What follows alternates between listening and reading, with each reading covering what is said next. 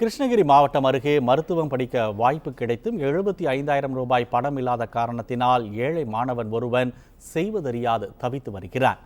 கிருஷ்ணகிரி மாவட்டம் ஊத்தங்கரை ஒன்றியம் அம்பேத்கர் நகரை சேர்ந்தவர் சந்துரு.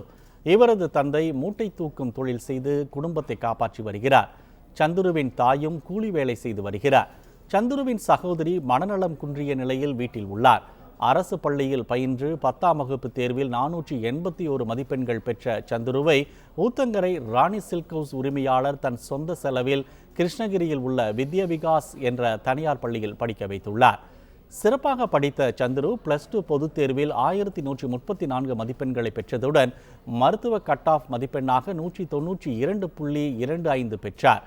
இதனையடுத்து ஊத்தங்கரையில் உள்ள தொழிலதிபர்கள் மற்றும் வணிகர்கள் 9,000 ரூபாய்க்கான வரைவோலை எடுத்துக் கொடுத்து சந்துருவை சென்னையில் நடைபெற்ற கவுன்சிலிங்கில் பங்கேற்க செய்தனர். இதனையடுத்து சந்துருவிற்கு திருவண்ணாமலை அரசு மருத்துவக் கல்லூரியில் MBBS படிக்க இடம் கிடைத்தது. ஆகஸ்ட் 1ஆம் தேதி கல்லூரி தொடங்கப்பட உள்ள நிலையில் கல்வி கட்டணமாக சந்துரு 75,000 ரூபாய் செலுத்த வேண்டும்.